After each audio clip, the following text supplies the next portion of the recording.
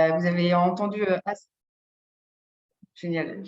C'est vrai que du coup, Astrid vient de lancer l'enregistrement du webinaire. Je te laisse te présenter, Astrid. Oui, merci beaucoup. Bienvenue sur ce webinaire. Pour me présenter très brièvement, moi, je suis nutrithérapeute et je suis en train de passer le BTS diététique. Je suis en deuxième année exactement. Et je suis également chargée de mission VG Cantine pour l'Association végétarienne de France qu'on va vous présenter un peu plus longuement dans quelques slides. Super. Et moi, je suis Laure Mardoc, je suis chef de cuisine et formatrice en cuisine végétarienne pour la restauration collective.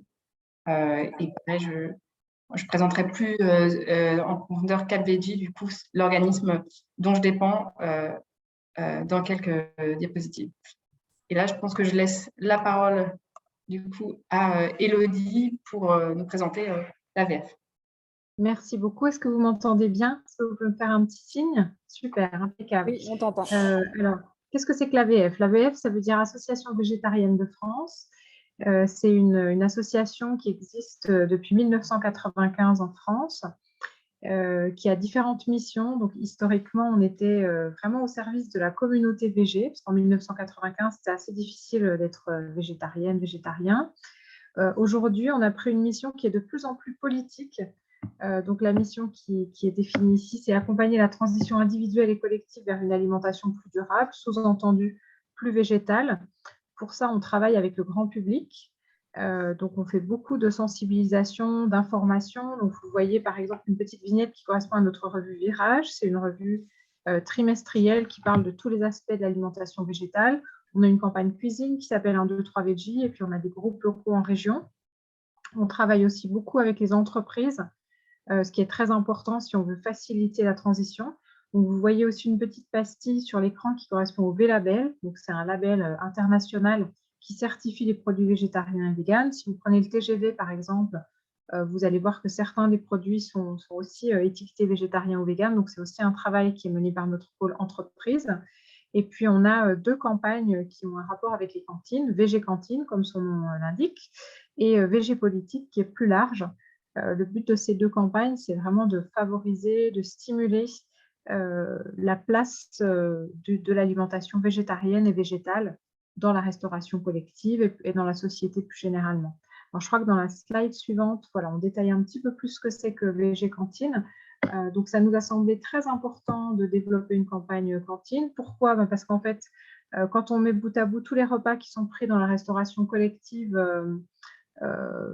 publique ou enfin non privée en tout cas, je crois qu'on a estimé qu'il y avait 4 milliards de repas par an qui étaient pris.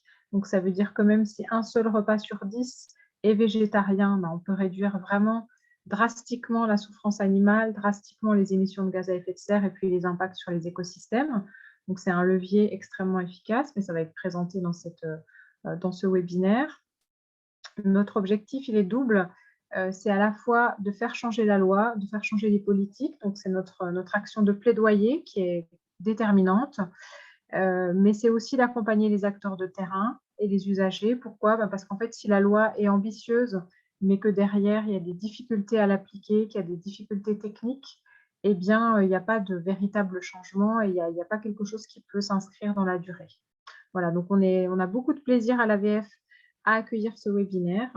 Et je remercie beaucoup Laure et Astrid de pouvoir l'animer aujourd'hui. Du coup, j'espère que vous m'entendez toujours parce que j'ai un signal de connexion faible. Donc, pour détailler un petit peu sur le projet PNA et dans quel cadre s'inscrit le webinaire qu'on vous propose aujourd'hui, c'est dans le cadre du projet PNA. Donc, PNA, déjà, c'est le projet national pour l'alimentation. Ça fait partie des deux pôles de définition des politiques alimentaires nationales avec le PNNS. Et dans le cadre du dernier PNA, l'AVF a reçu une subvention du ministère de l'Agriculture et de l'ADEME, puisque, comme vous le savez peut-être ou pas, depuis 2018, il y a des menus végétariens qui ont fait leur apparition dans la restauration collective, avec les lois climat et Egalim, dont on va reparler ensuite. Et on s'est rendu compte, enfin le ministère notamment s'est rendu compte que c'était très bien d'obliger dans la loi à mettre en œuvre des repas végés, mais que sur le terrain, on ne savait pas forcément faire. que les gens manquaient de formation, manquaient d'informations aussi, notamment nutritionnelles, réglementaires, etc. Et donc, ils ont fait appel, ils ont fait plusieurs appels à projets et l'Association végétarienne de France a été sélectionnée avec VG Cantine pour aider à la mise en œuvre de ces repas végétariens.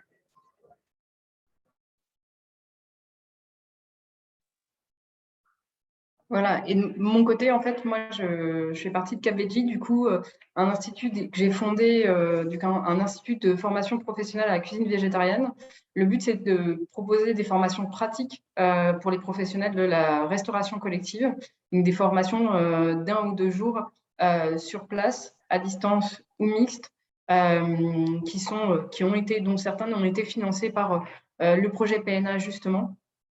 Et ces formations, elles sont complétées aussi, on le verra, par d'autres ressources. Vous pouvez retrouver, qu'on détaillera aussi à la fin de ce webinaire, dont une newsletter pour les professionnels de la restauration collective qui est gratuite et qui permet chaque semaine d'avoir une nouvelle recette végétarienne inédite à mettre au menu, à inscrire au menu. Voilà. Et moi, j'ai une double casquette puisque je suis à la base sociologue de l'alimentation et chef de cuisine, ce qui me permet de voir, et on va voir aussi les enjeux liés au sens que ça peut avoir. Et on sait que c'est très important que ça fasse sens pour les diététiciennes, pour les cuisiniers et cuisinières, de mettre en place des menus végétariens et qu'ils puissent avoir toutes les clés pour le faire et que ça soit bon et que ça plaise à leurs convives. Et juste pour ajouter un petit élément, nous, on fait appel à l'OR, donc l'AVF et VG Cantine font appel à l'OR en tant que prestataire dans le cadre du PNA pour aider. Enfin, on a notamment beaucoup fait travailler l'OR au niveau des formations en présentiel. Et puis là, du coup, voilà, on co-anime également ce webinaire. Elle a proposé également des formations en distanciel, mais donc elle nous a été très utile aussi pour les formations en présentiel sur la cuisine pure. Oui. Certains l'ont déjà fait, mais du coup, ça permet de faire une petite piqûre de rappel. Petit tour de table dans le chat, dans la discussion que vous avez. N'hésitez pas à vous présenter, à dire qui vous êtes, votre fonction, où vous travaillez et quel est le profil de vos convives si vous êtes déjà en poste.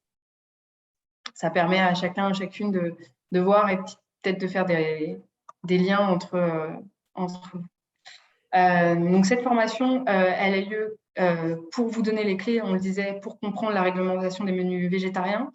Donc, on va dérouler ce webinaire. On aura des moments où on fera appel à vous, on posera des questions. Donc, n'hésitez pas soit à lever la main, soit à répondre en discussion, dans l'espace de discussion. Et bien sûr, s'il y a des choses qui sont pas claires, s'il y a des choses qui vous interpellent et sur lesquelles vous voulez réagir, n'hésitez pas à lever la main et on vous donnera la parole ou à réagir en discussion et on aura des échanges avec plaisir. Juste pour celles et ceux qui ne maîtriseraient pas très bien l'outil, pour lever la main, c'est dans Réaction, donc c'est en bas à droite dans Zoom. Vous avez un petit outil pour lever la main et normalement on le voit.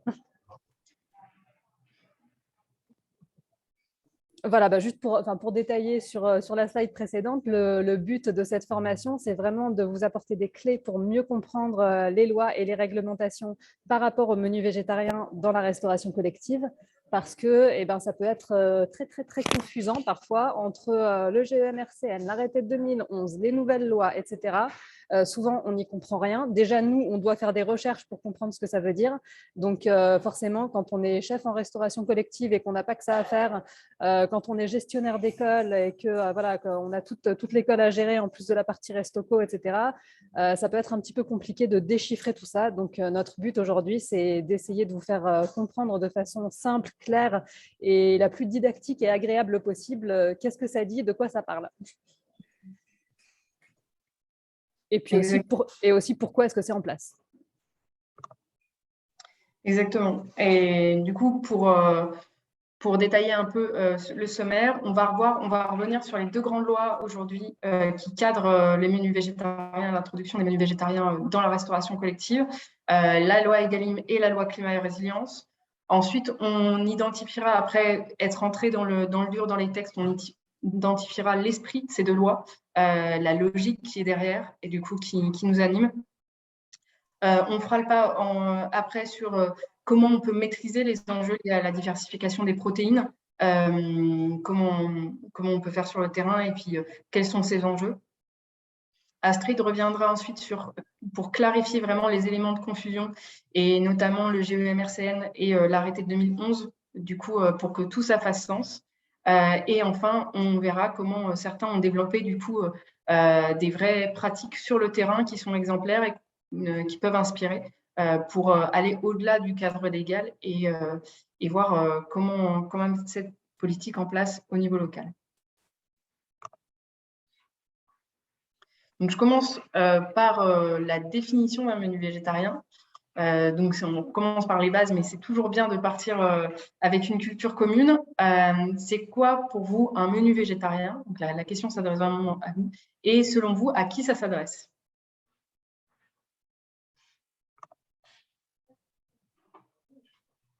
Voilà, donc vous pouvez répondre dans le chat ou s'il y a des courageux, des courageuses, vous pouvez lever la main et répondre en direct aussi.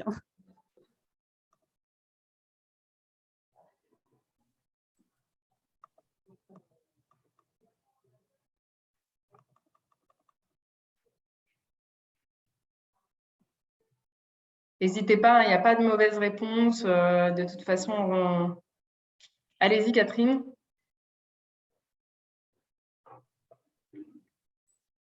Je vois que vous avez levé la main. Hop. Vous pouvez prendre la parole.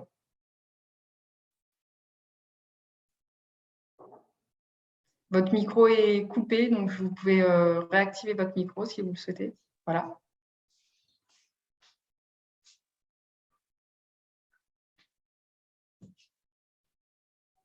Moi, je ne vous entends pas. Alors, par contre, on a des réponses dans le chat. On a Marie qui nous dit menu avec des protéines végétales qui s'adresse à tout le monde. Laure, un menu végétarien sans viande, ni poisson, ni crustacés. Marie, repas sans chair animale, viande ou poisson, mais incluant œufs et produits laitiers. Et Catherine qui nous dit désolé, mon micro ne fonctionne pas. C'est pas grave. Les aléas du direct. En effet, je pense qu'on a eu beaucoup de bonnes réponses et on va le voir du coup pour partir sur des bases communes. En effet, ça a été dit, pas de chair animale. La composition d'un menu végétarien, déjà, quand on dit menu végétarien, on dit menu. Donc, on dit entrée, plat, dessert. Donc, ça veut dire que quand on propose une option végétarienne, quand c'est le jour du menu végétarien en restauration collective, ça veut dire qu'il faut au moins qu'il y ait une entrée, un plat et un dessert qui ne contiennent pas de chair animale. Donc, par chair animale, on entend la viande, le poisson, le poulet, la charcuterie, les fruits de mer, les crustacés. Donc, tout ça, c'est de la chair animale. Donc, on le met pas quand on a un menu végétarien. Deuxième, celui auquel on pense moins, c'est tous les produits dérivés de la chair ou de la carcasse d'un animal. Donc, on va avoir, par exemple, le fond de veau, le bouillon de poule, la gélatine. En fait, c'est des produits, l'idée derrière, c'est tous les produits qui ont nécessité de tuer un animal pour les obtenir. Et donc, tous ces produits-là, on ne peut pas les inclure dans un menu végétarien. En revanche, en effet, on peut tout à fait se baser sur des protéines animales issues de produits animaux, que sont par exemple les produits laitiers, le lait, le beurre, le fromage, par exemple, les œufs et le miel. Et l'idée aussi derrière le menu végétarien, c'est bien sûr de valoriser, de s'appuyer sur les produits du règne végétal. Et là, on peut s'en donner à cœur joie, il n'y a pas de restriction. Donc, les fruits et légumes, les légumineuses, les graines, les noix, les céréales semi-complètes et complètes. Le but, c'est voilà, de valoriser ces produits-là dans le menu végétarien. Donc, petit enjeu là, quiz sur végétarien ou pas. On a 4 propositions de menus. Et le but, c'est de me dire un peu si vous pensez lequel ou lesquels vous pensez être végétarien et lequel ne le serait pas.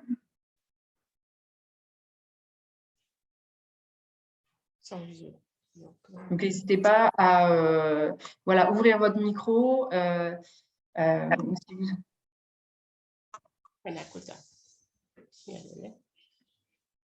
ne vois pas qui participe.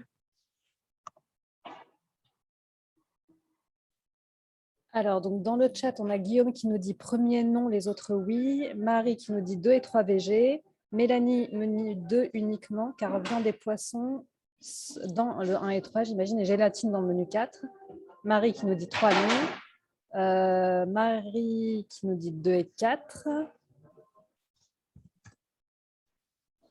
Val qui dit le 3. Alors là, j'ai Catherine qui dit et uniquement le et, je suppose que ça veut dire le 2. Donc 2, 2. Guillaume qui dit le 3 non, effectivement. Ensuite, on a 2 et 4.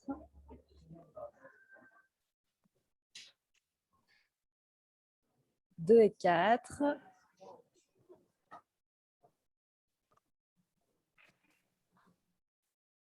Ouais. En effet, alors, du coup, on va avoir sur le premier, merci d'avoir participé à ce quiz.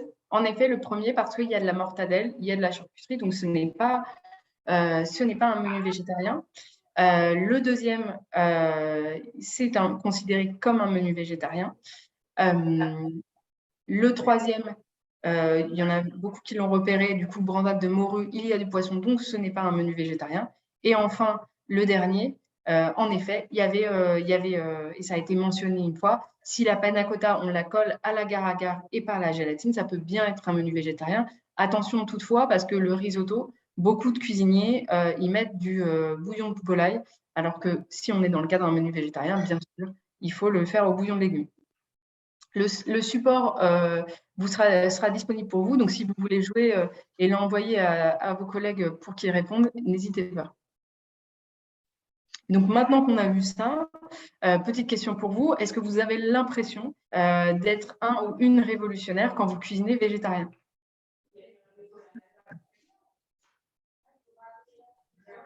N'hésitez pas à répondre en discussion.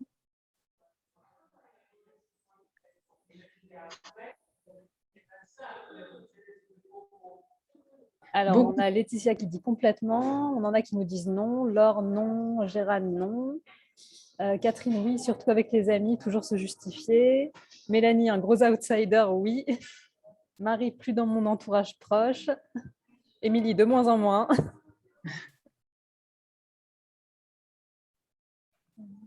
Ouais, et ben c'est intéressant de voir qu'il y a du non et du oui complètement. En effet, et comme on va le voir, les lois qui incluent le menu végétarien, elles sont assez récentes. Et finalement, en fait, c'est une vraie révolution, une vraie petite révolution dans notre culture culinaire en fait française. Et c'est pour ça que c'est pas forcément évident. La révolution s'est pas fait en un jour, mais qu'on va voir. Le but, c'est que on ait plaisir à se faire, et le but, c'est aussi que après ce webinaire, vous sachiez tout sur la réglementation, mais aussi que vous disiez, bon, bah, je participe à quelque chose qui va dans le bon sens et permet d'avancer culinairement. Donc, on va définir ensemble le cadre légal du menu végétarien, maintenant qu'on sait ce que c'est qu'un menu végétarien. Donc, le cadre légal, il commence par la loi Egalim, qui est entrée en application le 30 octobre 2018. Cette loi, c'est la loi pour l'équilibre des relations commerciales dans le secteur agricole et alimentaire et une alimentation saine, durable et accessible à tous. Donc ça, c'est son titre global, et généralement, on l'appelle loi Egalim pour faire plus court. Vous aurez compris pourquoi. Et cette loi, c'est un de ses objectifs particulièrement qui nous anime aujourd'hui, c'est l'objectif de promouvoir les choix de consommation privilégiant une alimentation saine, sûre et durable. C'est vraiment un objectif de la loi. Et là, du coup, vraiment, l'alimentation saine, sûre et durable, elle inclut justement ce menu végétarien qui entre dans la loi à l'article 24, qui du coup modifie en fait un article qui était déjà présent dans le code rural et de la pêche maritime, qui est vraiment ce code-là qui régit en fait la restauration collective. L'article 24, il est intéressant à 3 titres. D'une part parce que il entre en vigueur une expérimentation des menus végétariens en restauration collective scolaire. Donc on voit aussi en termes de révolution que la restauration collective scolaire était à l'avant-garde finalement de cette révolution. Et à partir de novembre 2019, pour une durée de 2 ans, du coup, il y a cette expérimentation qui est en cours sur les menus végétariens. Deuxièmement, ce qu'introduit cette loi, c'est la mise en place d'un plan pluriannuel de diversification des protéines Le but, c'est d'inclure de plus en plus de protéines végétales dans l'alimentation en restauration collective, et ça, quels que soient les secteurs, hospitaliers, entreprises, administration, tous secteurs confondus, à partir du moment où il y a plus de 200 couverts jour. C'est-à-dire qu'il va falloir introduire des protéines végétales rééquilibrées pour avoir de plus en plus de protéines végétales. Et la troisième chose qu'introduit cet article-là, et qui est intéressant quand on parle de menu végétarien, c'est les seuils de produits de qualité et les produits bio. Les fameux 50% de produits de qualité, et dont 20% de bio, qui aujourd'hui sont obligatoires en restauration collective et qui le sont à partir de cette année, à partir de 2022. Ce qui est intéressant, c'est qu'on voit que le menu végétarien, il commence en 2019 et ces seuils de produits de qualité bio, en 2022, la logique derrière, et on le reverra, c'est que le but était aussi que les menus végétariens permettent de dégager des marges pour réinvestir dans la qualité de toute la restauration collective. Je passe la parole à Astrid pour la loi climat et résilience. Voilà, donc moi je vais vous parler de la loi climat et résilience qui est venue du coup après cette loi Egalim puisqu'elle a été votée en 2021. Donc là, vous avez les références de la loi. Et nous, on va s'intéresser, cette loi climat, elle est très, très générale sur un petit peu tous les domaines de vie qu'il peut y avoir. Et nous, on va s'intéresser particulièrement au titre 6, se nourrir, et notamment au chapitre 1 de ce titre 6, se nourrir, qui parle de soutenir une alimentation saine et durable pour toutes et tous, peu émettrice de gaz à effet de serre. Dans ce chapitre, il y a 3 axes majeurs.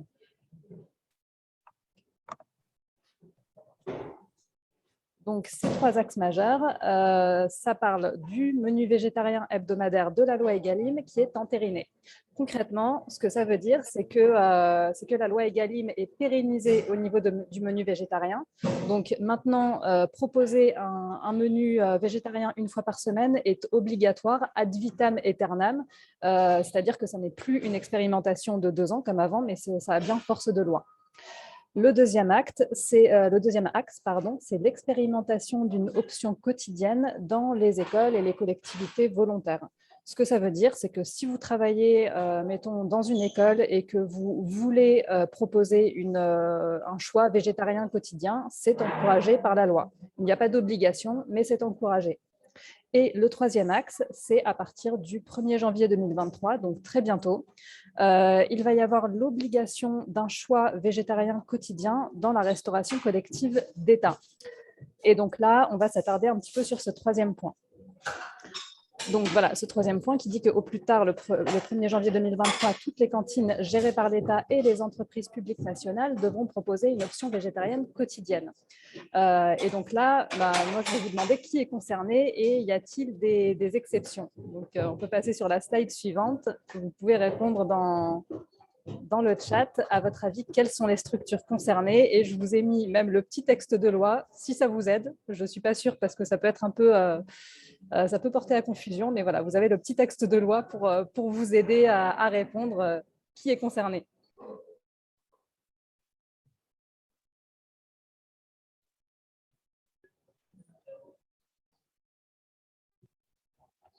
Vous avez 4 heures pour me faire un commentaire législatif.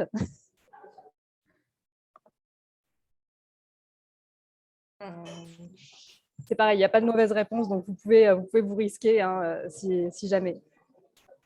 Alors, on a Marie qui nous dit clinique privée. Dans la discussion, on a Marie qui répond clinique privée, donc pas concernée encore, je pense. Restaurant d'entreprise publique. Sandrine qui nous dit ça. Les cantines d'entreprise, Gérard nous demande si les cantines d'entreprise sont concernées. Catherine nous indique que les cantines scolaires et maisons de retraite seraient concernées.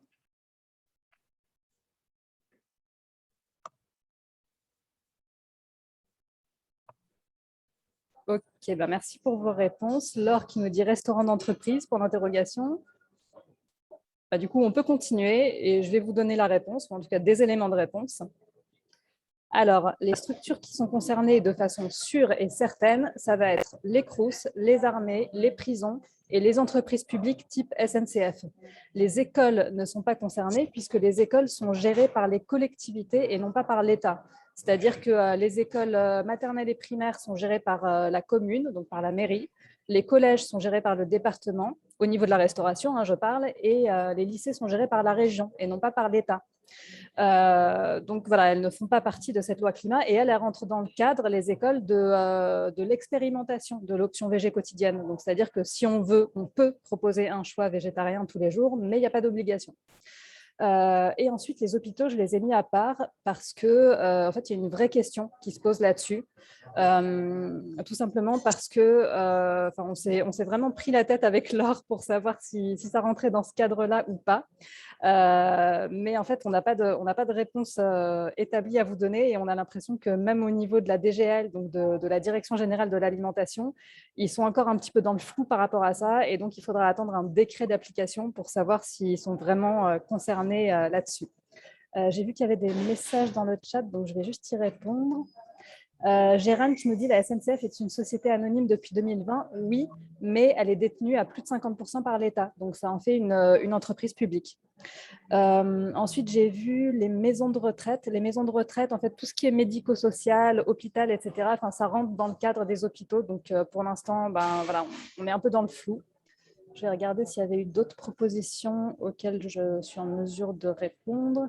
Alors, Gérald qui nous disait les cantines d'entreprise, point d'interrogation. Si c'est du privé, non, pas encore. Enfin, les entreprises privées n'ont pas d'obligation de proposer des repas végés. Je vois qu'il y a une nouvelle réponse.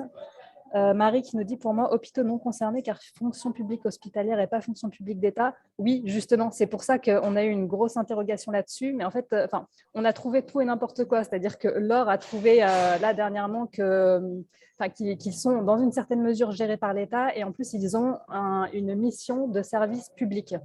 Donc voilà, il y a beaucoup de subtilité, on va dire, par rapport aux hôpitaux et il faudra vraiment attendre un décret d'application pour savoir s'ils sont concernés ou pas.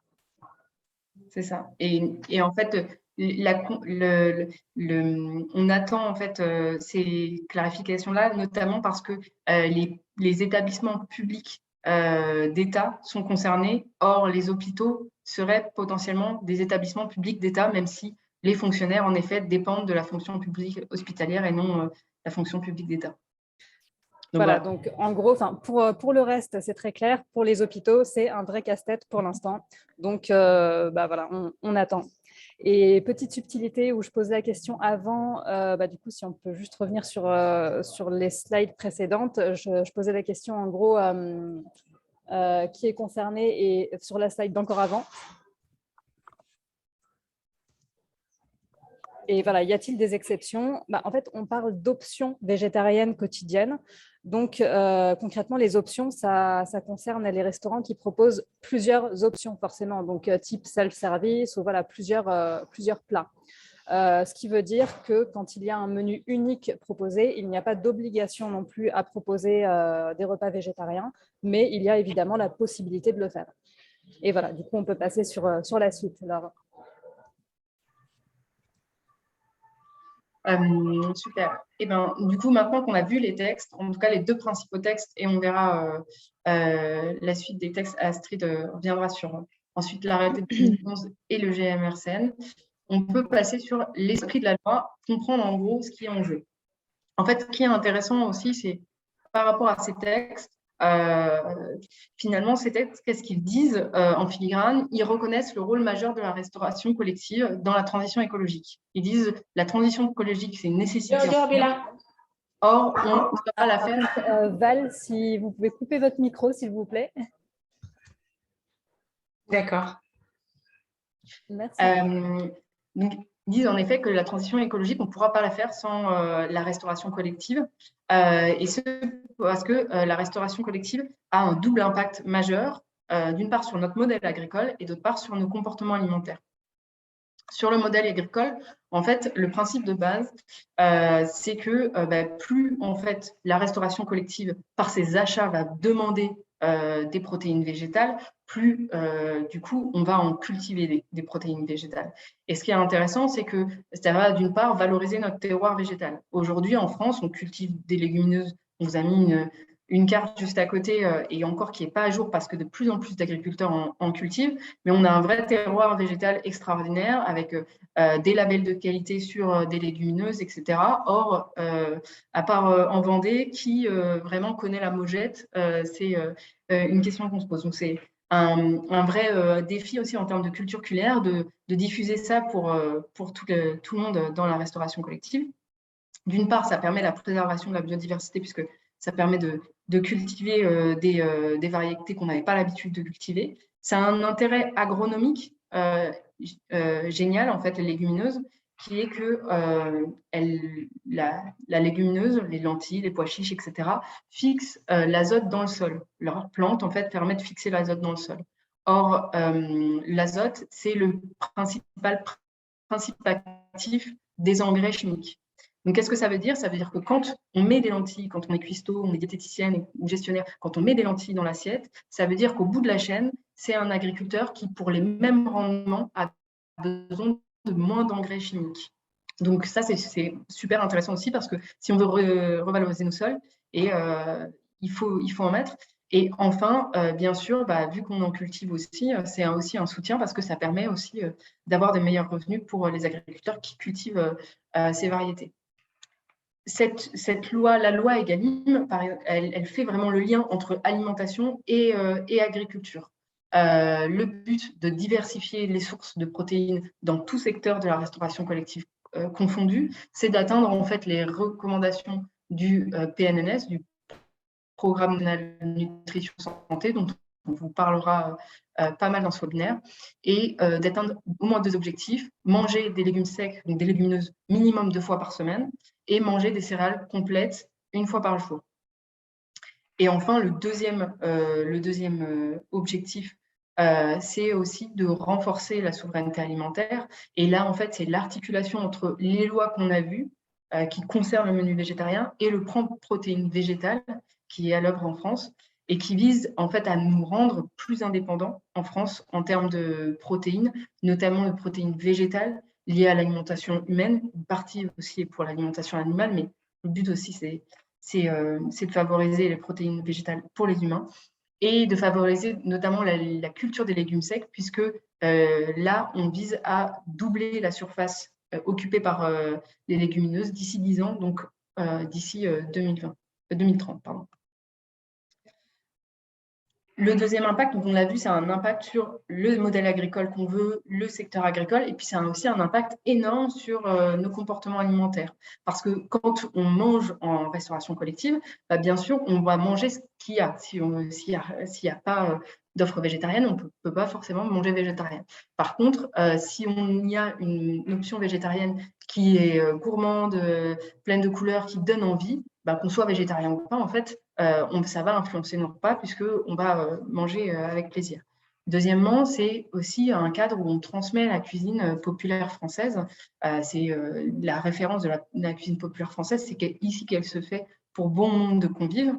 Et ça a un enjeu aussi génial qui est que, en fait, on est tous un peu flippés aujourd'hui de la transition écologique, les très jeunes y compris, et qu'en fait, il y a un enjeu majeur à rendre cette transition écologique gourmande et à faire en sorte qu'on dise oui, on va manger moins de viande parce que c'est nécessaire pour des raisons écologiques, mais ça va être aussi quelque chose avec lequel on va prendre du plaisir parce qu'on va découvrir des nouvelles recettes gourmandes. Et enfin, on le verra aussi, c'est aussi la réponse à de nouveaux besoins, puisqu'on a de plus en plus de convives qui souhaitent manger moins de viande, et donc il faut une offre adaptée en restauration collective pour eux. Je laisse Astrid compléter du coup sur la logique de la loi aussi d'un point de vue nutritionnel. C'est ça. Moi, je vais compléter sur le côté nutritionnel et scientifique, puisque en appui à la loi Egalim, notamment, il y a l'ANSES. Donc, l'ANSES, c'est l'Agence nationale pour la sécurité sanitaire qui a rendu 2 avis. J'espère qu'on m'entend toujours parce que j'ai des signaux. Tu captes très mal, je crois. Astrid, on ne t'entend pas bien. Ok. Est-ce que vous m'entendez un peu mieux? Alors, est-ce qu'on m'entend? Astrid, on ne t'entend pas du tout. Mince. Bon, je pense que ça va mettre 2-3 minutes à revenir.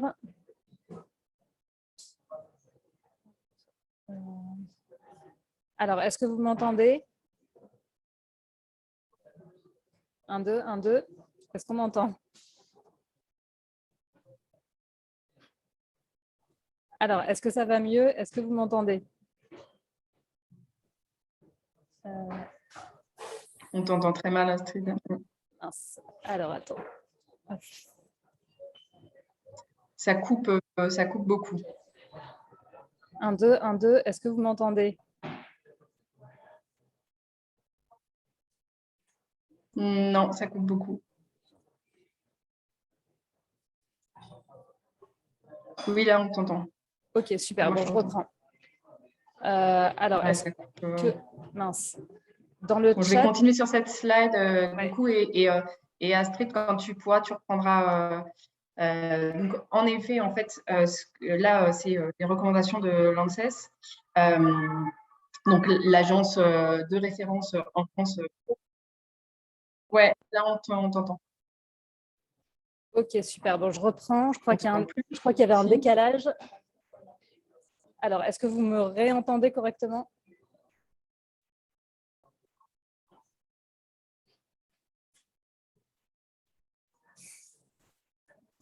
On t'entend pas, Astrid.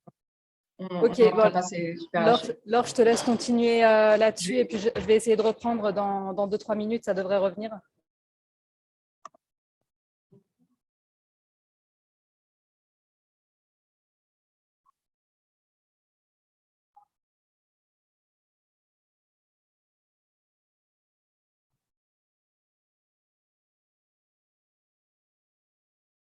On t'entend, mais pas correctement.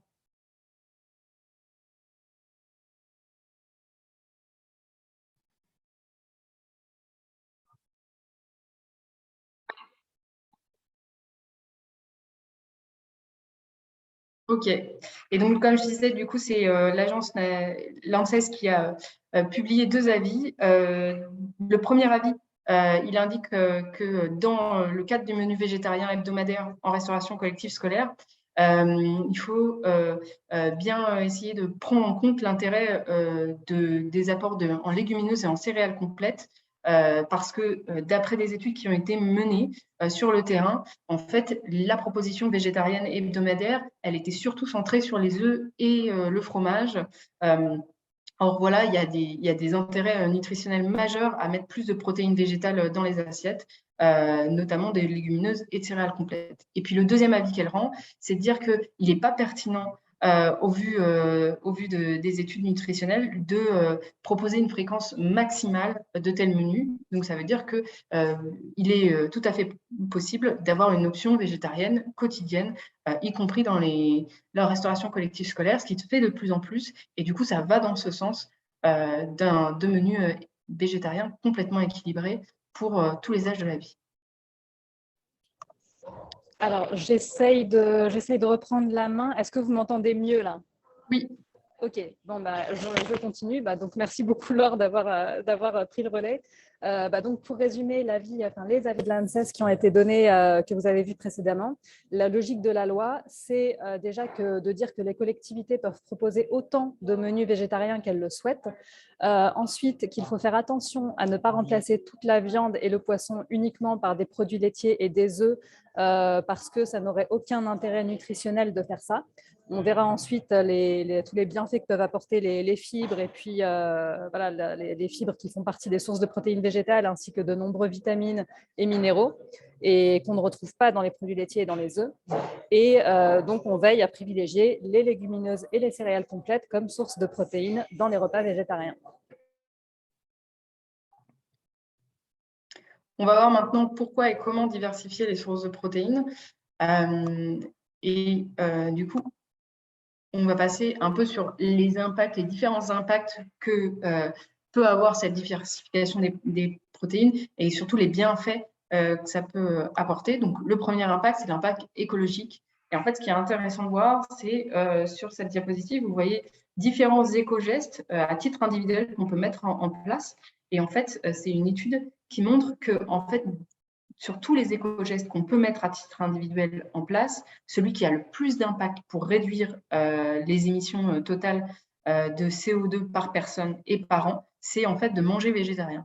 Donc, si à titre individuel, c'est le geste qui a le plus d'impact, c'est plus impactant pour la banane que par exemple le zéro déchet ou la gourde, même si c'est des choses qu'on peut mettre en place et qui sont très intéressantes aussi. Mais voilà, ça a vraiment un impact majeur. Ça veut dire qu'à fortiori, quand on est gestionnaire, cuisinier, cuisinière, diététicien, diététicienne, et qu'on met ces options-là sur la table, ça veut dire qu'on a un impact qui est démultiplié. Donc, c'est vraiment le meilleur geste à faire pour la planète quand on est en restauration collective. Et pourquoi cela? Parce que tout simplement, en fait, produire de la viande ou du fromage, comme on le voit, ça émet beaucoup de CO2.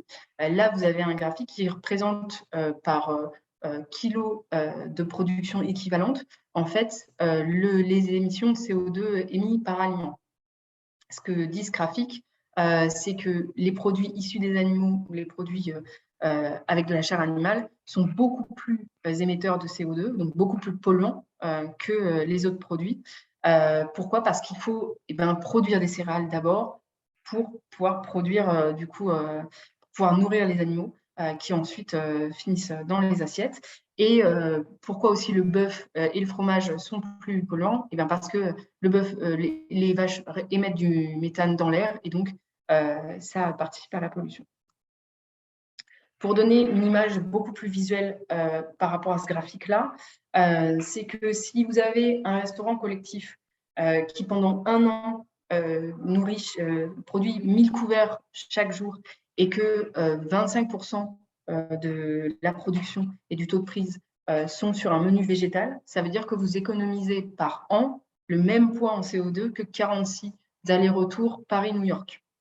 Donc, quand on sait que l'avion est vraiment le mode de transport et extrêmement polluant, et ben on voit en fait la quantité de CO2 et donc du coup l'impact écologique que peut avoir le fait de mettre des propositions végétariennes dans les assiettes. Et le deuxième impact majeur qu'a la production de protéines carnées, c'est sur l'eau. On a fait récemment une formation dans le Gard, et quand on va dans le sud de la France et qu'on leur montre ce graphique, pour eux, ça leur parle tout de suite, parce qu'on sait que voilà, ils ont été impactés de plein de fouet cet été notamment. Et donc, en moyenne, il faut quasiment le double d'eau pour produire 1 kg de protéines carnées versus 1 kg de protéines végétales. Pour la même raison que tout à l'heure, hein, c'est-à-dire qu'il faut des céréales, pour nourrir les animaux, et donc du coup, quand on mange de la viande, c'est comme si on avait mangé toutes les céréales en fait, finalement, qui ont été nécessaires pour produire cette viande. Donc là, on a vraiment un impact aussi pour avoir une alimentation plus durable et notamment préserver nos ressources en eau.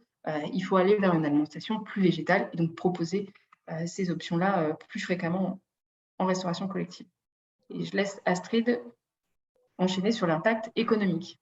Voilà, moi je vais vous parler un peu de l'impact économique, mais avant ça, je me suis rendu compte qu'en fait, on n'avait pas défini ce que c'était que les protéines végétales. Du coup, très brièvement, les sources de protéines végétales, quand on dit ça, on parle principalement des légumineuses. Donc, les légumineuses, ça va être tous les haricots secs, donc haricots rouges, haricots blancs, etc., pois chiches, lentilles, soja, fèves, etc. On parle également des céréales, qui sont des sources de protéines végétales, et ça inclut également tout ce qui va être noix, amandes, noisettes, etc. Mais donc ça, forcément, ce sont des choses qu'on inclut de façon plus sporadique dans les menus. On ne va pas faire un menu juste à base de noix. Mais donc voilà, quand on parle de sources protéines végétales, on parle principalement des légumineuses pour remplacer notamment la partie carnée. Pour enchaîner du coup sur l'impact économique de proposer des repas végétariens le plus souvent possible, voire quotidiennement, tu peux enchaîner du coup sur la slide suivante. Donc, nous, au niveau de l'AVF, on a co-mené une enquête avec Greenpeace en 2020-2021 dans 200 villes qui proposaient déjà une option végétarienne quotidienne pour savoir un petit peu les impacts que ça avait à différents niveaux. Et au niveau économique, il s'est avéré que ça n'était pas plus cher de proposer une option végétarienne quotidienne. Et donc là, je vous ai mis en encadré un petit exemple d'un gestionnaire responsable de cuisine centrale qui dit que l'utilisation de protéines autres que celles de la viande permet en plus de dégager des marges de manœuvre financières. Vas-y, tu peux me faire suivre. Et donc là, on a également un rapport qui vient de 1+bio, qui montre la corrélation directe qu'il y a entre le nombre de menus végétariens proposés dans les cantines et la part de bio dans les cantines. Tout simplement parce que les matières premières des menus végétariens sont moins chères que la viande ou que le poisson. Des lentilles, ça coûte moins cher que de la viande. Et donc, ça permet de réinvestir cet argent dans des produits de meilleure qualité. Avec un petit bémol tout de même à apporter, il en est ressorti de cette étude qu'au début, il pouvait y avoir un surcoût lorsque les cuisiniers ne sont pas formés au repas végétarien, puisque au début, ils vont avoir tendance à faire appel à beaucoup de produits transformés, déjà tout faits. Et donc là, ce sont des produits qui coûtent cher, forcément. Donc, il peut y avoir un surcoût au début, mais dès que les cuisiniers et les cuisinières sont formés et savent utiliser des produits bruts, tout de suite, ça a un impact très positif sur le côté économique. Non seulement il n'y a pas de surcoût, mais en plus, on dégage des marges. Ensuite, je vais vous parler du gaspillage alimentaire, puisque c'est aussi une grosse question. Et on se dit à la limite, bah oui, d'accord, mais si ça coûte moins cher, mais qu'il y a plus de gaspillage, ce n'est pas forcément avantageux non plus. Et ben, dans notre étude, il en est ressorti que 85% des structures ont déclaré qu'il n'y a pas d'augmentation du gaspillage alimentaire associé à la mise en place des repas végétariens. Tu peux continuer. Et qu'est-ce qu'il en ressort aussi? Tout simplement que dans les repas végétariens comme dans les repas omnivores, au final, le principal facteur de réussite, c'est tout simplement le goût.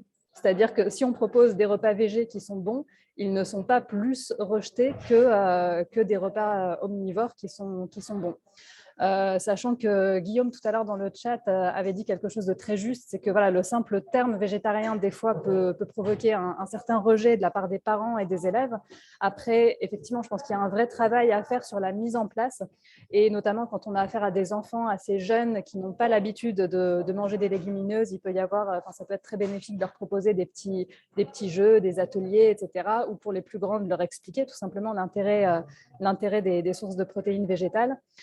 Et puis après, il y a des petits trucs, on appelle ça des nudges pour inciter à un meilleur taux de prise. Ça peut être d'appeler ça le plat pour la planète et puis de ne pas mettre végétarien parce qu'il peut y avoir un effet de réactance au terme végétarien.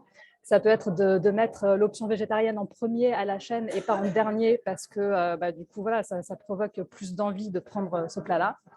Et puis, il faut se laisser le temps aussi de la mise en place avec Jérôme Martin, que j'ai cité ici, qui est un directeur de cuisine centrale et qui dit dans l'étude, si j'avais écouté les premiers retours, on aurait arrêté au bout d'un trimestre. Et donc, finalement, c'est quelqu'un qui a bien continué à mettre en place l'option VG quotidienne et pour qui ça fonctionne très bien.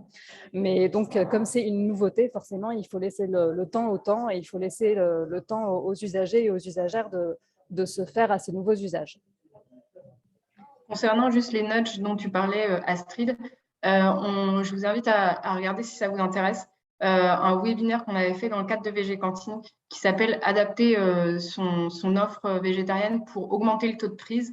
Et on récapitule en fait tous les nudges aujourd'hui qui existent, ou en tout cas dont on a connaissance pour voilà, bénéficier, en tout cas faire adhérer plus de convives à l'option végétarienne et assurer un meilleur taux de prise de celle-ci.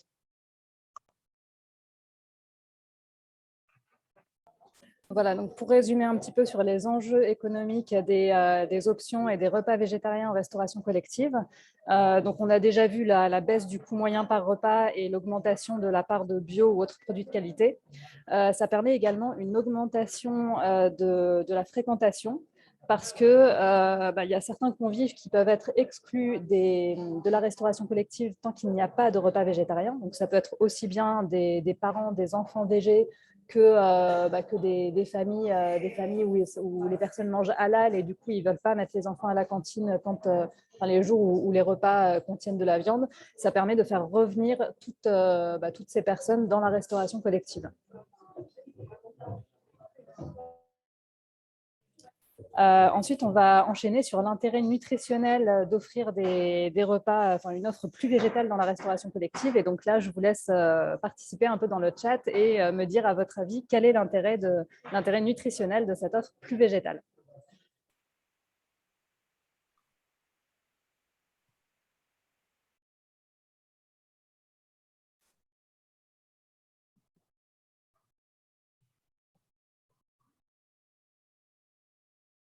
Allez-y, comme tout à l'heure, hein, il n'y a pas de... Alors, Marie nous dit plus de fibres, moins de graisse. Sandrine rajoute plus de fibres aussi. Gérard nous dit moins de cancer.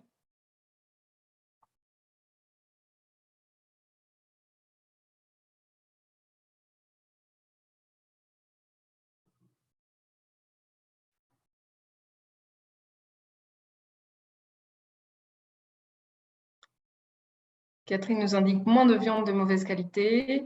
Sandrine, plus rassasiant. Laure ajoute baisse de l'obésité, des maladies cardiovasculaires, du diabète, de certains cancers. On voit qu'on a pas mal de diététiciennes ou d'étudiantes en BTS diététique parmi les participants et les participantes. Et ouais, là, il y a déjà pas mal de choses qui sont dites, donc c'est très cool.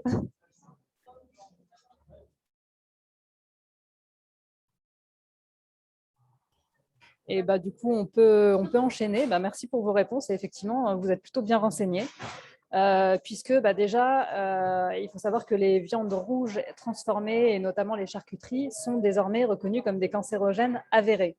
Concrètement, ça veut dire que ça les place quand même dans la même catégorie que les cigarettes. Donc là-dessus, je pense qu'on peut dire que la viande, moins, c'est mieux.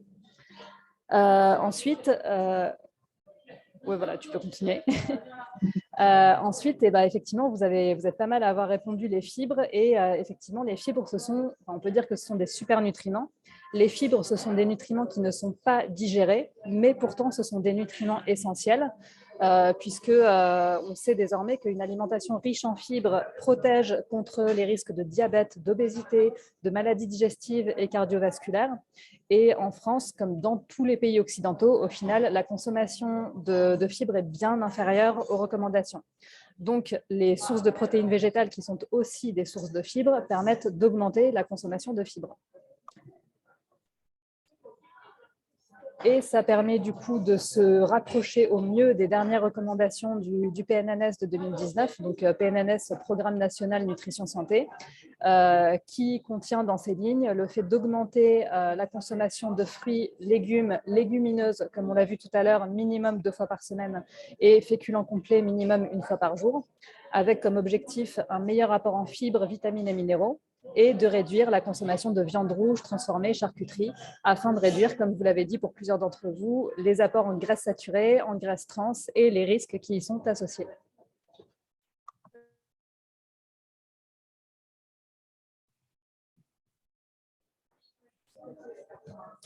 Voilà, donc à propos des légumineuses, on peut dire petites graines, grand pouvoir, puisque ce sont des sources de fibres, de vitamines, de minéraux, d'oligo-éléments. Et en plus, elles ont des avantages agronomiques, comme on l'a vu avec Laure tout à l'heure, certains. Donc voilà, ça permet au niveau écologique aussi d'avoir un vrai impact positif sur l'environnement.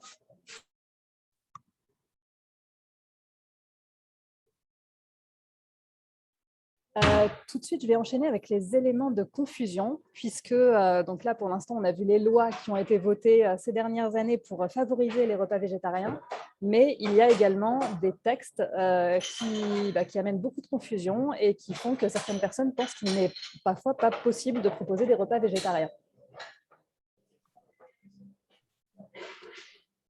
Alors, premier élément de confusion, c'est l'arrêté de 2011. Donc là, je vous ai mis la date et l'intitulé de l'arrêté, qui est relatif à la qualité nutritionnelle des repas servis dans le cadre de la restauration scolaire. Il s'agit d'un texte juridique, donc son application est donc obligatoire. Et le but de cet arrêté, au-delà simplement des repas végétariens ou pas, c'est de définir le cadre et le contenu des repas dans les cantines. Donc par exemple, c'est dans ce texte qu'on définit la composition d'un repas en restauration collective, et il est marqué noir sur blanc qu'un repas de resto-co doit contenir, enfin un repas d'école doit contenir une entrée, un plat, un dessert. Il est marqué que l'eau doit être à disposition sans restriction, etc.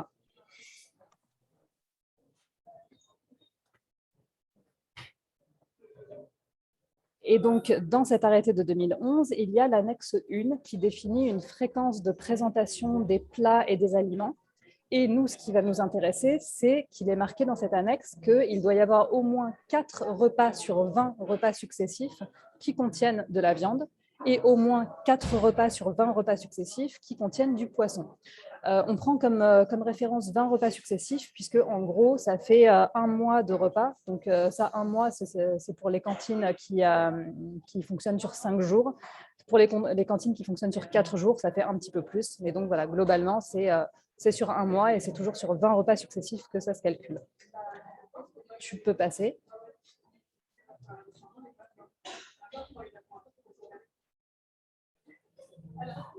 Donc, partant de là, à votre avis, quelle est la fréquence maximale de repas végétariens qu'une école peut proposer? Donc, sur un mois, sur 20 repas successifs, à votre avis, combien est-ce qu'on peut proposer de repas végés dans une école, tout en respectant évidemment la loi?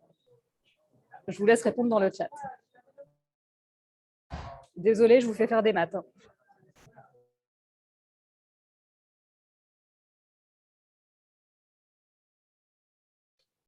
Si tu veux, Laure, le temps de la réponse, tu peux peut-être revenir sur le texte de loi pour qu'on voit les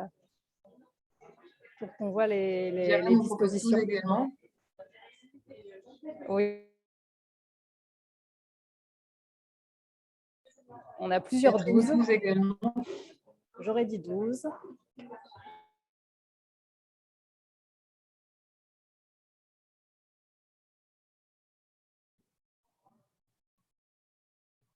Le 12 semble emporté. C'est ça. Et ben, on peut continuer du coup.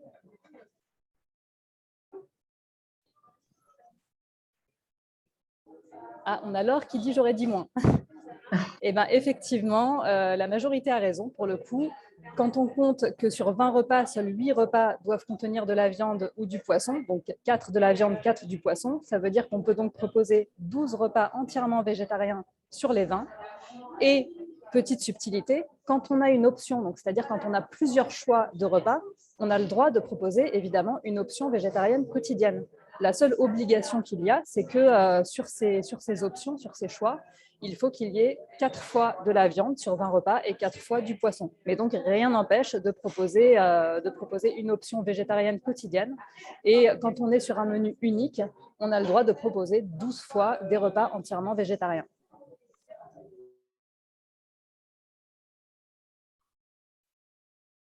Et autre question, à votre avis, donc là on était sur une école, à votre avis, quelle est la fréquence maximale de repas végétariens qu'un Crous peut proposer?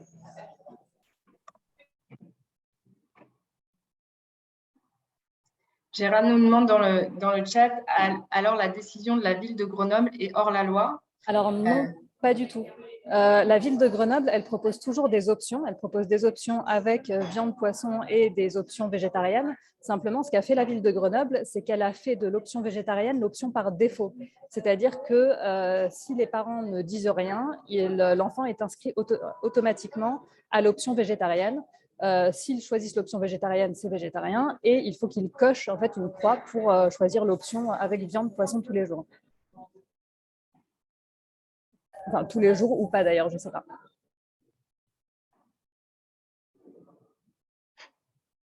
En effet, le fait d'avoir plusieurs options permet un plus large choix d'options végétariennes. Et donc, à votre avis, pour les Crous, voilà, qu'est-ce qu'il en est pour les Crous? Combien est-ce qu'on peut proposer de repas végé maximum quand on gère un Crous?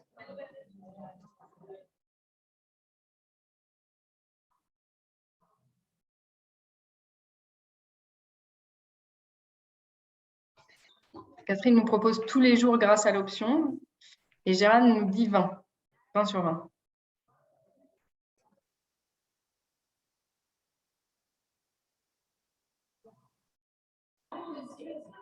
Eh ben, ouais, je vois qu'il n'y en a pas beaucoup qui s'y sont risqués, mais vous avez juste. Alors, Laure qui fait un gros point d'interrogation. Eh ben, les Crous ne font pas partie de la restauration scolaire. Donc, en fait, ils ne sont pas concernés par l'arrêté de 2011. Pour rappel, dans l'intitulé, ça concerne bien la restauration scolaire, l'arrêté de 2011. Les Crous, c'est de la restauration universitaire.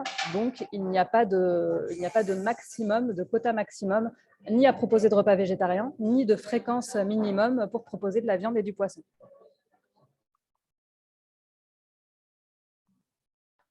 Ensuite, on va passer sur un autre gros morceau, le GEMRCN. Et simplement, j'ai oublié de vous préciser que l'arrêté de 2011 est en cours de réécriture également, puisque donc cet arrêté date, comme le nom l'indique, de 2011. En 2011, je pense que les enjeux éthiques, économiques, écologiques n'étaient pas du tout les mêmes, et notamment au niveau écologique, on n'avait pas les mêmes connaissances qu'aujourd'hui. Donc maintenant, il est très obsolète, notamment avec les lois Egalim et la loi Climat. Donc, il va être amené il va y avoir un nouvel arrêté qui va sortir incessamment sous peu et on espère qu'il sera un peu plus clair au niveau de la mise en place des repas végétariens. Pour continuer du coup sur le GEMRCN, un autre gros morceau, gros élément de confusion. Donc déjà, le GEMRCN, qu'est-ce que ça veut dire? Attendez, il faut que je reprenne mes notes parce que même moi, je m'y perds au final avec ce GEMRCN. C'est le groupement d'études des marchés, de la restauration collective et de nutrition. Qu'est-ce que c'est? En fait, c'est un guide d'achat qui est mis en place pour aider les gestionnaires de la restauration collective à faire leurs achats et donc à prévoir, par exemple, si j'ai, mettons, 500 convives, combien est-ce que je vais commander de lentilles, combien est-ce que je vais commander de riz, de salade, etc. Le GEMRCN, il se base sur les recommandations du PNNS, donc du Programme national nutrition santé, pour établir ces fameux grammages que vous connaissez sûrement si vous travaillez en restauration collective. On peut passer. Donc là, je vous ai mis un exemple du superbe tableau de grammage du GEMRCN qui généralement prend la tête à tout le monde. Voilà, il y a plusieurs pages comme ça et donc on voit qu'il y a des grammages qui sont recommandés pour les enfants, en gros pour tous les publics qui vont des enfants en crèche jusqu'aux personnes âgées en EHPAD.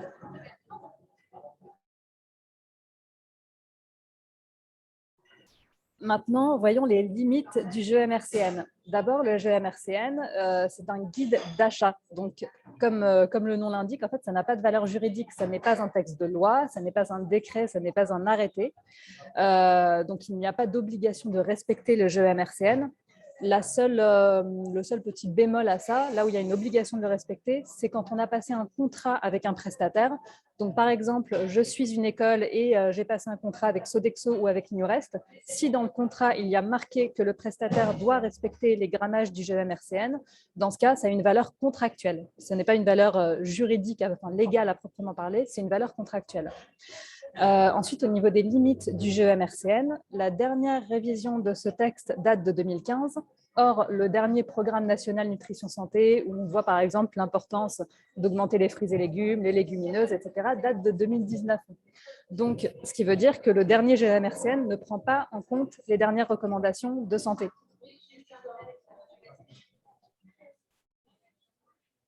Et dans les limites du GEMRCN, je vous cite la présidente du CNRC qui, en 2021, a déclaré « L'activité du GEMRCN est arrêtée par les services du ministère en charge de l'économie »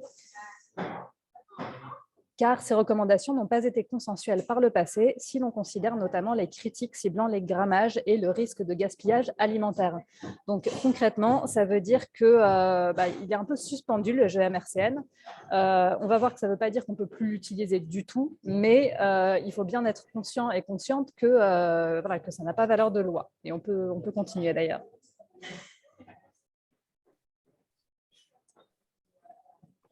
Voilà, du coup, ce fameux GEMRCN, qu'est-ce qu'on en fait?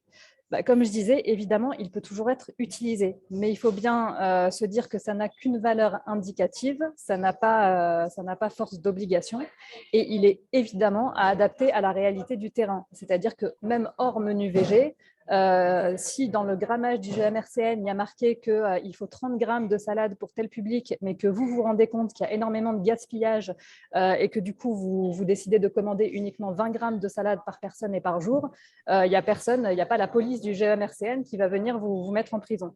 Ça n'est vraiment pas une obligation et l'important, c'est vraiment de s'adapter au terrain et aux convives.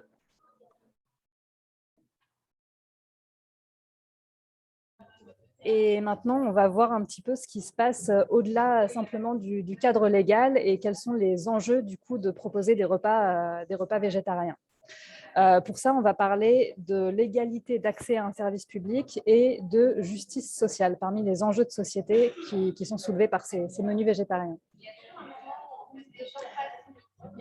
D'abord, sur l'égalité d'accès à un service public. Le défenseur des droits a défini le droit d'accès à la cantine, notamment pour les enfants. En gros, il n'y a pas le droit de discriminer l'accès à la cantine. Toutefois, dans l'application, ça se limite au droit d'accès vraiment physique à la cantine. Et quand des parents demandent la mise en place de repas végétariens, si on est dans le contexte d'une ville, par exemple, qui est assez réfractaire au repas végétarien, rien ne les y oblige. Et donc, on se retrouve avec des parents qui sont complètement désespérés. Et là, je vous ai mis un petit florilège de mails que je reçois, moi, en tant que chargée de mission Végé Cantine, de parents qui sont complètement désespérés parce qu'ils n'arrivent pas à faire en sorte que leur enfant ait des repas végétariens. Donc, voilà, ça peut aller des mails extrêmement expéditifs, comme la personne qui me dit « loi Egalim quelqu'un », ce qui sous-entend que même la loi Egalim n'est pas respectée, donc il n'y a même pas un repas végétarien par semaine dans la cantine de cette personne, jusqu'à des personnes qui nous contactent pour des crèches. On peut passer à la slide suivante, qui est aussi du florilège.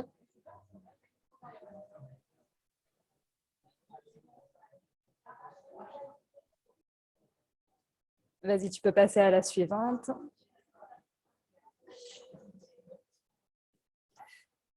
Voilà, et puis j'ai également des parents qui me contactent et qui me disent que dans la cantine de leur enfant, on les oblige à manger de la viande, à goûter de la viande. Et donc là, je voudrais juste faire un petit… Attends, on peut revenir sur la slide précédente, du coup. Juste une petite parenthèse. Alors, est-ce qu'on m'entend encore? Et Laure, est-ce que tu peux revenir sur la slide précédente?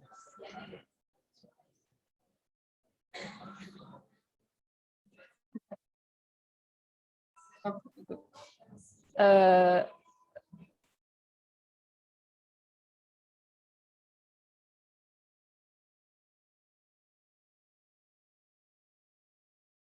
pense qu'on a un décalage, en fait. Je suis sur la bonne slide, là.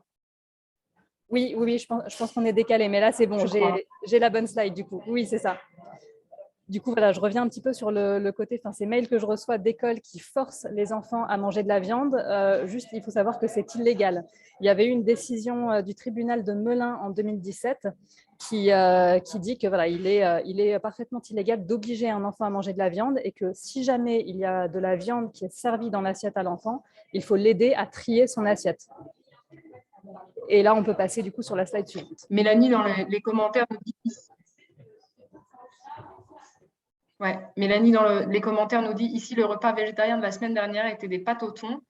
Mélanie, n'hésitez pas à nous mettre en contact avec les gestionnaires ou les cuisiniers de votre restaurant collectif, parce qu'on pourra aussi leur envoyer des slides sur la définition du menu végétarien avec grand plaisir et prendre contact avec eux s'ils ont besoin d'appui et de formation pour faire des menus végétariens réellement végétariens. Et oui, il y a encore énormément de méconnaissances sur ce qu'est sur ce que sont les repas végétariens. Ensuite, toujours pour les enjeux de société, c'est également un enjeu de justice sociale de proposer un maximum de repas végétariens parce qu'on s'est rendu compte, d'après un rapport de 2020 du Haut Conseil pour le climat, que ce sont en fait les ménages les plus pauvres qui ont la consommation de produits carnés la plus élevée. Ce qui va à l'encontre d'une idée reçue couramment répandue, comme quoi il faut absolument mettre de la viande à la cantine parce que les pauvres ne mangent pas de viande. C'est pas vrai. Et en plus, ce sont souvent des produits carnés de mauvaise qualité. Et comme on l'a vu, le fait de proposer du VG, ça permet d'augmenter la consommation de fibres, de vitamines, de minéraux, d'oligo-éléments.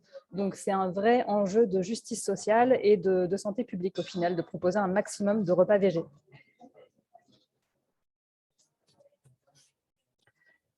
Et enfin, c'est un enjeu de justice sociale également pour les ménages végétariens parce que quand les parents végétariens ou quand les enfants qui deviennent végétariens ne peuvent pas manger végé dans les cantines, ça veut dire qu'ils sont exclus de facto de la cantine scolaire. Et donc, c'est aux parents de s'occuper du repas des enfants le midi. Et ça a forcément une répercussion sur leur vie professionnelle. Et évidemment, dans 90% des cas, c'est la vie professionnelle des femmes qui en pâtit. Je voulais revenir un peu sur, voilà, on parlait d'exemplarité au-delà du cadre légal.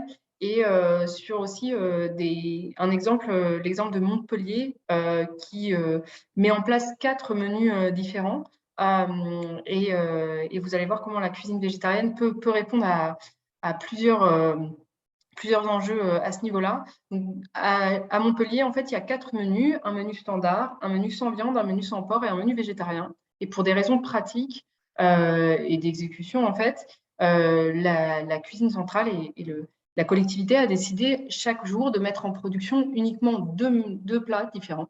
Et donc, en fait, ils vont mettre un plat standard, issu du menu standard, et un plat végétarien. Et en fait, à chaque fois, en fait, chaque jour, en fonction du menu auquel qu'ont coché les enfants et les parents, ils vont avoir soit l'option standard, soit l'option végétarienne.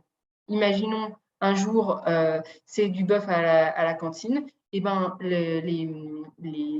ceux qui ont coché le menu sans viande et végétarien mangent végétarien, les autres mangent l'option standard. Si c'est du poisson qui est l'option standard, et ben en fait les gens qui ont coché l'option végétarienne vont manger végétarien et les autres vont manger du poisson. Et si c'est du porc qui est servi à la cantine, dans ces cas-là, seul le menu standard va manger le porc, et le menu sans viande, menu sans porc et menu végétarien vont manger le plat végétarien. Donc, on voit bien en fait que pour des raisons à la fois pratiques et d'inclusion, offrir une option végétarienne permet de faciliter en fait la vie à la fois de la collectivité, à la fois de la cuisine et des cuisiniers et des diététiciennes en charge des menus, mais aussi du coup d'offrir une vraie alternative équilibrée à tout le monde qui puisse du coup répondre à tous ces enjeux liés aux menus différents. Juste, je me permets de rebondir là-dessus parce que c'est aussi quelque chose que j'ai vu dans une crèche. Donc là, en septembre, j'ai travaillé dans une cuisine centrale qui est spécialisée dans la petite enfance, qui ne livre donc que des crèches principalement des crèches et quelques écoles maternelles. Et la la directrice de la cuisine centrale a choisi effectivement cette solution. Et il faut savoir qu'il n'y a pas de maximum de repas végés pour les crèches non plus. On peut servir autant de végés qu'on le veut. Et donc, c'était une cuisine centrale qui ne fait en plus que du bio.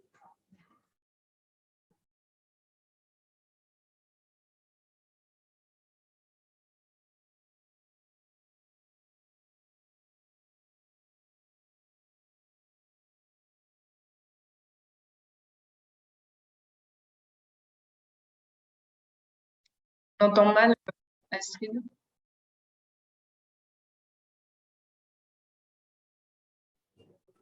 Ah mince, est-ce que je reprends ou non, c'est bon? Ouais, on a mal entendu. Ok, je reprends en espérant que ça passe mieux. Je voulais juste, j'ai juste rebondi pour dire que en septembre, j'ai travaillé dans une cuisine centrale spécialisée dans la petite enfance, donc qui livre principalement des crèches et qui ne fait que du bio et qui a mis en place la même chose qu'à Montpellier, à savoir que toutes les options par défaut, toutes les options, que ce soit sans porc, halal, etc., ça passait directement sur du végétarien. Et je disais aussi que pour les crèches, en fait, il n'y a pas de réglementation particulière. Donc, en crèche, on peut proposer autant de repas végétariens qu'on le souhaite.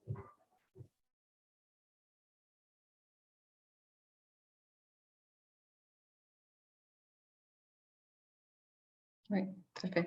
Et Mélanie met dans le chat, je me souviens de l'intervention du ministère de l'Agriculture lors des débats à l'Assemblée sur le menu Egalim, qui donnait son avis défavorable sur du coup une option végétarienne quotidienne parce que ça défavoriserait les familles les plus pauvres. En effet, en fait, ce dont on a pâti aussi sur le menu végétarien, c'est qu'il y a eu des polémiques politiques autour. Mais voilà, actuellement, ça commence à se pacifier, à rentrer de plus en plus dans les mœurs, et on le voit. Et comme Astrid le disait très bien, c'est à la fois tout à fait équilibré, à la fois ça a de grandes valeurs nutritionnelles, et en plus, les ménages les plus pauvres ne sont pas ceux qui consomment le moins de viande. Au contraire, ils ont tendance à en consommer plus que les familles de cadres et de professions sociaux, enfin, les familles les plus aisées.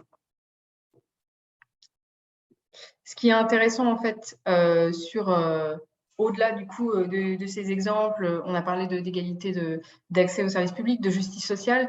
En fait, on voit aussi que c'est une tendance structurelle en fait, dans la société, et ce n'est pas un effet de mode comme certains pourraient le penser, mais c'est vraiment quelque chose qui va traverser la population, puisque les dernières études montrent que plus de 50% de la population française souhaite manger moins de viande. Alors, ils sont pas encore 50% de flexitariens, hein, ce terme qui englobe les gens qui mangent moins de viande par semaine et qui ont déjà fait ce pas-là. Mais en tout cas, voilà, il y a plus de la moitié des Français et Françaises qui souhaitent manger moins de viande. Ils ne savent pas encore comment faire. Et donc, un des premiers pas, ça va être d'avoir des options en restauration collective, puisqu'ils n'auront pas à se creuser la tête pour savoir comment faire un menu. Ils auront déjà une assiette équilibrée végétarienne à leur disposition. Au-delà de la population générale qui souhaite manger moins de viande, on a un vrai élan en fait, générationnel. On a une vraie poussée des jeunes. 11% des 18-24 ans se déclarent végétariens, alors que ça représente moins de 5% de la population générale en France. Donc, on a vraiment, comme je le disais, une tendance qui est en train de se structurer, qui va aller en grandissant. On le voit, moi, je forme des chefs qui servent de la maternelle jusqu'aux entreprises, etc. Mais je forme beaucoup de scolaires, collèges et lycées. Et on le voit, en fait, entre le scolaire, le collège et le lycée, il y a vraiment une progression où désormais au lycée, c'est vraiment beaucoup, beaucoup mieux accepté et on a une vraie tendance en fait à avoir de plus en plus de volonté des jeunes à avoir des options de qualité végétarienne. Donc il est vraiment nécessaire pour ces jeunes-là et pour la population générale d'avoir accès à une nourriture de qualité équilibrée pour permettre la transition, hein, que ce soit manger moins de viande ou que ce soit aussi carrément devenir végétarien, et pour faciliter ces transitions et aussi éviter les carences, hein, qu'ils aient une alimentation d'aussi bonne qualité et aussi équilibrée que ceux qui souhaiteraient manger une option carne.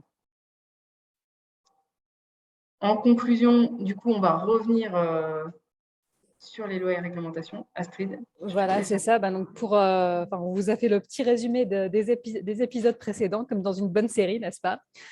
Donc, pour revenir un petit peu sur les lois et les réglementations qui encadrent ces repas végétariens, déjà, il y a des lois qui favorisent la mise en place de repas végés, avec la loi Egalim et la loi Climat et Résilience. On a cet arrêté de 2011 qui impose une fréquence de viande et poisson et qui ramène des éléments de confusion.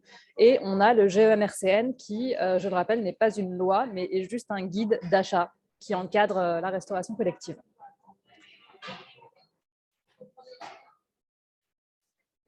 Pour revenir sur les points clés du coup de ce webinaire, donc je rappelle qu'il n'y a pas de maximum légal à proposer des repas végétariens et que la mise en place des repas végétariens est encouragée par les nouvelles législations, mais elle peut être rendue confuse par les textes plus anciens qui sont en cours de révision d'ailleurs. Parmi ces points clés, je rappelle que pour respecter la loi, si on propose plusieurs options dans son restaurant collectif, on a le droit de proposer un choix végé tous les jours et il faut proposer minimum un choix avec de la viande une fois par semaine et minimum un choix avec du poisson une fois par semaine sur une fréquence de 20 repas pour être dans le cadre légal. Et toujours dans cette idée-là, si on propose un menu unique tous les jours, on a le droit de proposer 3 repas végétariens par semaine, ou 2 si on se situe dans le cadre d'une semaine de 4 jours, toujours sur cette fréquence de 20 repas. Et dans la semaine, on doit proposer un repas avec de la viande, donc une fois par semaine, et un repas avec du poisson une fois par semaine.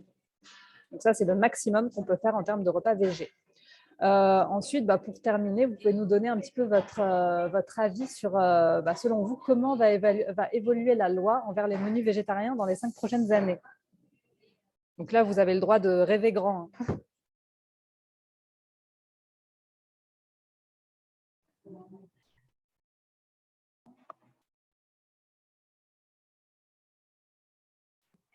Et juste en attendant que vous donniez vos avis, je reviens sur un petit point qui avait été abordé par Laure, donc pas Laure Mardoc, Laure participante, qui demandait au tout début, je pensais que l'AVF promouvez le végétalisme et non pas le végétarisme.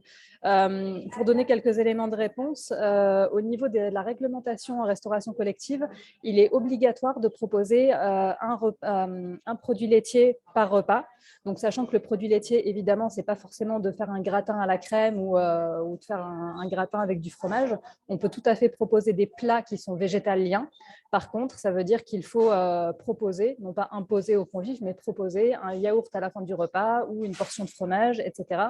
Donc, en fait, dans ce cadre-là, on parle bien de repas végétariens, puisque au niveau légal, en fait, j'ai envie de dire, là, on ne pouvait pas parler de repas végétalien, puisqu'il faut forcément qu'il y ait un élément du repas qui soit un produit laitier.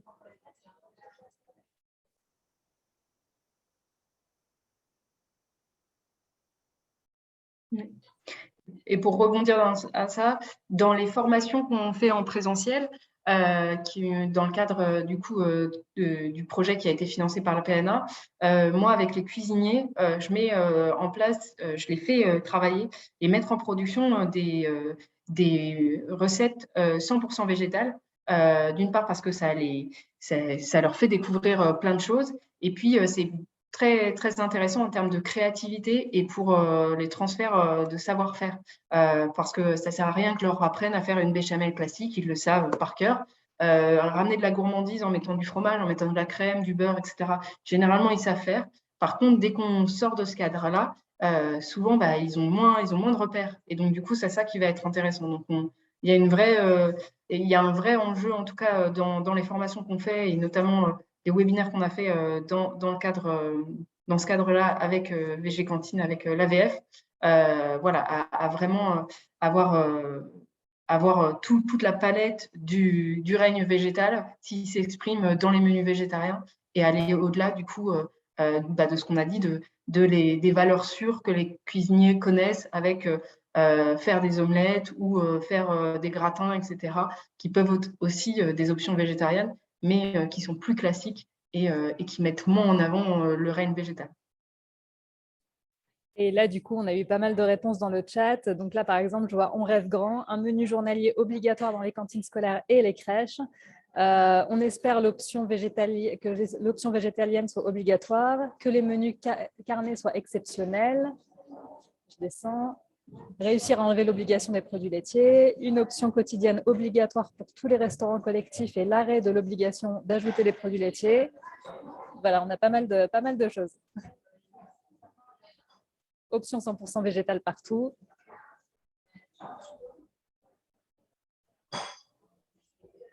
Ok, du coup, on peut continuer. Voilà, donc là, on va vous proposer également, vous présenter quelques autres ressources auxquelles vous pouvez avoir accès directement pour vous aiguiller dans la mise en place des repas végés dans vos communes ou vos restaurants collectifs.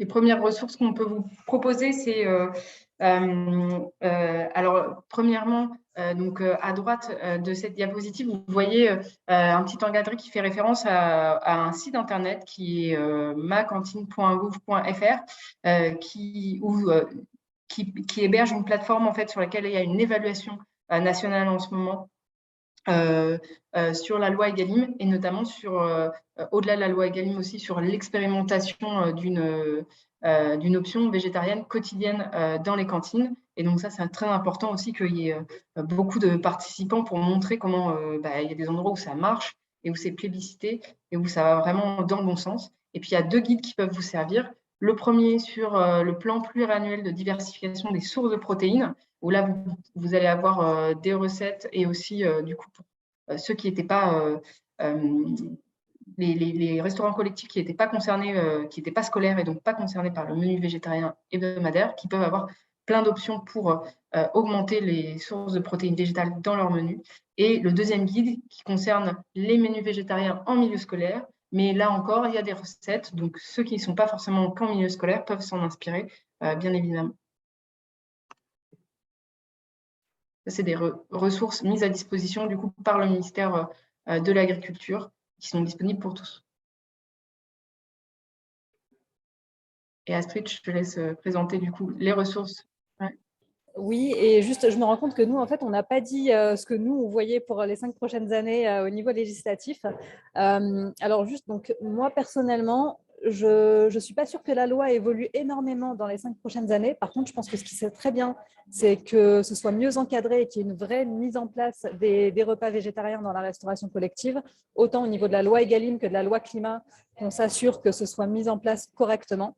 Et ensuite, moi, je dirais également au niveau de la formation des diététiciens et diététiciennes, parce que celles et ceux, enfin celles, je crois, qui suivent le BTS diététique comme moi, savent que c'est une vraie catastrophe en termes de connaissances des alimentations végétales. Donc, moi, j'ai complété mes connaissances par le DU alimentation végétarienne avec la fac de médecine de la Sorbonne. Mais donc, au niveau du BTS diététique en lui-même, c'est une cata. Dans les techniques culinaires, les cours de cuisine, on ne cuisine rien, quasiment rien de végétal et de végétarien. Et puis, au niveau des connaissances nutritionnelles, il y a encore énormément de méconnaissances et d'idées reçues qui sont véhiculées. Donc, moi, je verrais peut-être au niveau législatif une obligation de formation des diètes là-dessus. On m'a dit au niveau des ressources du ministère de l'Agriculture, je pense que ce qu'on pourra faire, c'est on mettra les liens dans le PowerPoint et on vous l'enverra. Où trouver ces guides, Catherine? Donc, on peut les trouver sur le site du ministère de l'Agriculture en tapant les noms. Mais donc voilà, je pense que ce qui sera bien, ce sera d'envoyer le document avec les liens dessus. Et pour continuer sur les ressources, du coup, pour vous aider, nous, on en a également à vous proposer au niveau de VG Cantine, qui sont disponibles sur le site dont vous voyez l'adresse apparaître, vgcantine.fr. Et donc, la première ressource, par exemple, c'est l'étude dont je vous parlais tout à l'heure, qu'on a co-menée avec Greenpeace sur l'étude de la réalité de terrain. Qu'est-ce qui se passe dans les cantines qui mettent déjà en place une option quotidienne? On a également un vrai faux qui revient un petit peu sur beaucoup d'idées reçues sur les menus végétariens, notamment sur le côté nutritionnel, sur le côté économique aussi, voilà, sur les conséquences de mettre en place des repas végétariens. Et on propose également des recettes adaptées à la restauration collective, donc qui sont calculées sur la base de 100 convives. Et puis après, les chefs n'ont plus qu'à adapter en fonction de leur nombre de convives.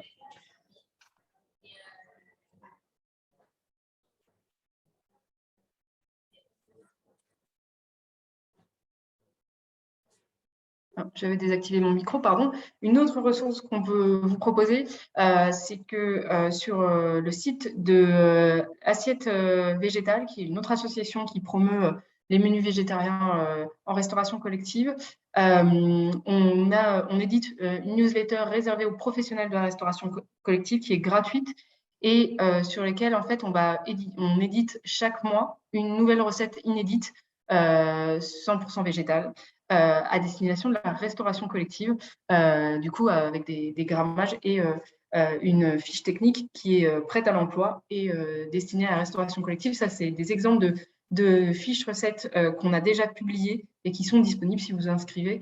Vous avez accès à toutes les fiches qui ont déjà été publiées et à celles qui vont être publiées dans les mois prochains.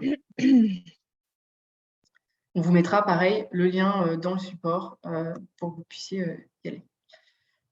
Un petit mot sur l'évaluation de la formation. On vous enverra avec le support, du coup, un petit questionnaire pour avoir vos retours sur ce webinaire, savoir ce que vous en avez pensé et savoir ce que vous en avez retenu aussi. Voilà, on vous propose de répondre à ce questionnaire pour que nous, on ait des éléments pour pouvoir voir la suite et évaluer la satisfaction et les retours que vous avez à nous faire sur ce webinaire. Je ne sais pas si Astrid, tu as quelque chose à ajouter Alors sur l'évaluation, non. On peut passer à la slide suivante.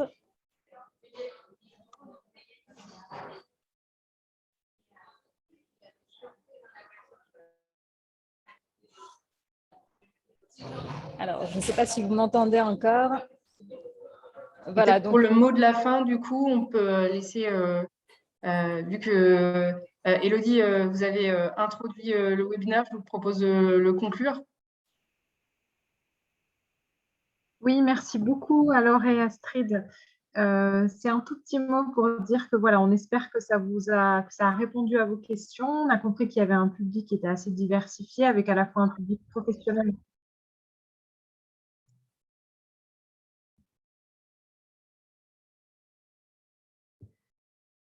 Alors, j'ai l'impression que le son d'Astrid arrive tardivement, donc je reprends un petit peu.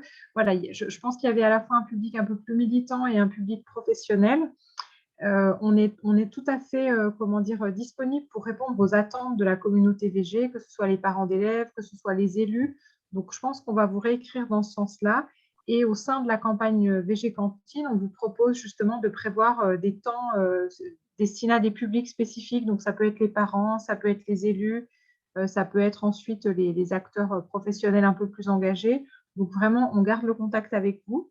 Je ne sais pas si des échanges sont prévus tout de suite, mais en tout cas, si vous avez des attentes particulières, revenez vers nous. Et sinon, on va s'adresser à vous dans un message qui reprendra à la fois l'ensemble des liens utiles et puis on vous fera plusieurs propositions de rendez-vous. Voilà, et je voulais dire aussi que ce travail peut être mené grâce au travail de notre association, justement, qui s'appuie aussi sur les dons et adhésions. Donc, n'hésitez pas à nous soutenir. Au plus on a d'adhérents et de donateurs, et au plus on peut mener une action efficace en étant bien représenté dans les institutions publiques. Voilà, donc n'hésitez pas à nous soutenir, n'hésitez pas à parcourir notre site internet. Il y a beaucoup d'informations sur beaucoup de sujets et je mets le lien dans la discussion végétarisme.fr. Voilà, merci beaucoup. Super. Il nous reste moi aussi, je vais vous remercier. Merci Elodie pour cette conclusion. Et puis merci à tous et à toutes d'avoir joué le jeu, d'avoir répondu à nos petits quiz et de vous être lancés dans le bain. Et puis, comme Elodie l'a dit, on vous enverra tous les liens pour que vous puissiez avoir les ressources nécessaires et les envoyer à vos collègues avec plaisir. Voilà, pareil, moi je vais également vous remercier d'avoir été présent. Il y aura le replay qui sera disponible, donc on vous enverra le lien et n'hésitez pas à le partager avec vos contacts également qui peuvent se poser des questions sur la réglementation et les menus VG en restauration collective. Je pense qu'on va rester en ligne encore quelques minutes avec Laure. Si jamais il y a des questions, n'hésitez pas à les poser. Voilà, on reste là disponible si jamais vous avez des questions tout de suite qui vous viennent. Ou autrement, vous pouvez nous les poser par mail également. Et pour compléter un petit peu ce que disait Elodie sur le fait de soutenir l'association et sur le fait que voilà, c'est grâce aux dons et adhésions qu'on peut fonctionner, je reviens un peu sur le cadre du PNA dans le cadre duquel on propose ce genre de formation gratuite aujourd'hui. Il faut savoir que le PNA, on le cofinance avec le ministère de l'Agriculture et l'ADEME. Donc, en fait, ça veut dire qu'on met, nous aussi, l'association, de l'argent sur la table pour financer ça. Donc, en fait, voilà, on perçoit une subvention pour mettre en place ce genre de contenu. Mais nous aussi, on avance de l'argent en contrepartie également de l'argent de l'association pour proposer ça. Donc, voilà, n'hésitez pas à soutenir l'association, l'AVF et VG Cantine. Merci beaucoup.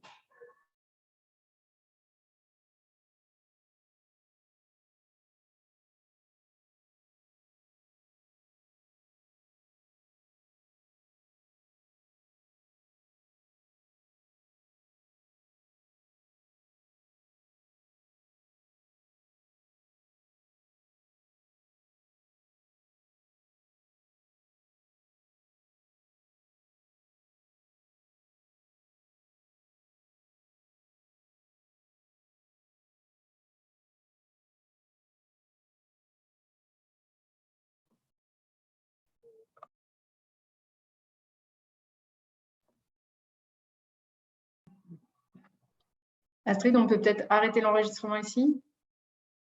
Oui, exact, j'avais oublié.